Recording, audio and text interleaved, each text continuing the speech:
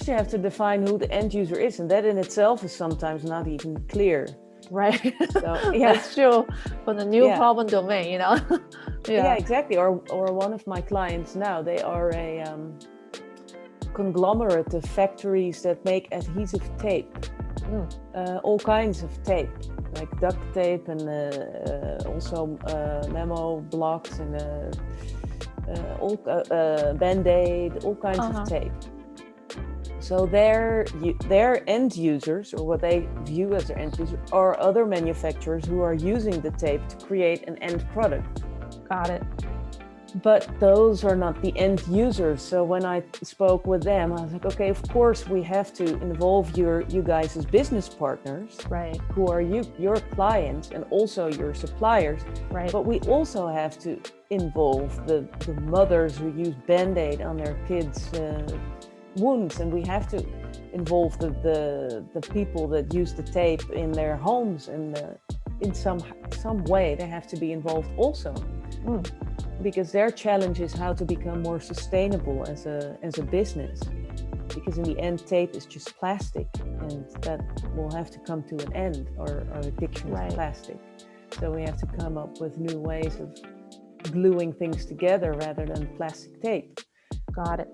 Wow. But you know, the end user is definitely also important for this challenge, because imagine that they come up with a solution that doesn't stick as well, or nobody will buy it, and then my client's clients won't sell their product, so there will be a problem in the chain. So you have to involve the entire chain. So that is one of the projects I'm working on now. And how we're going to do that, well, we'll start with their business partners, so not the end users. Just because that's in this case that is who they're most familiar with.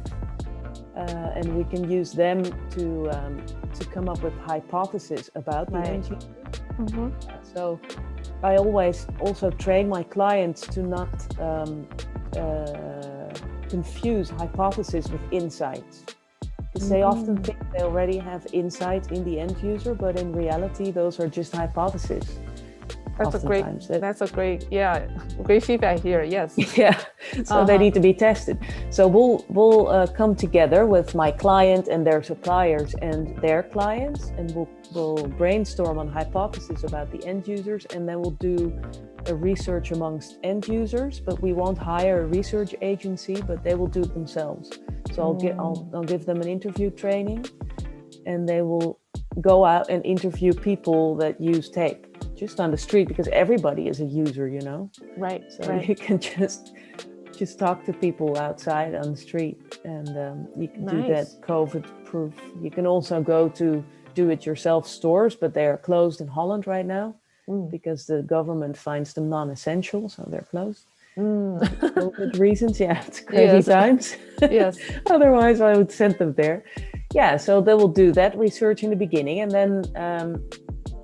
then we will also gather email addresses and telephone numbers from the people we interview, and I'll ask them, if you find someone who's particularly talkative and bright, and you think they could do well in a co-creation team, then tell them on this street interview that, hey, I might contact you again to participate in our think tank, you know?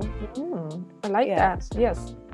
Then the next step is to formulate that think tank, and that will consist of my client, their suppliers, their clients, and the end users. Right. And that will be the group that will create the solutions, and then on several stages we will test the solutions amongst fresh end users. But end users will take part in the co-creation team always. Even if they're very different especially if they're very different from So these clients are also technical nerds, you know? So they may be very different than the moms who use Band-Aid, but still that is extra valuable to me to have them then in the team.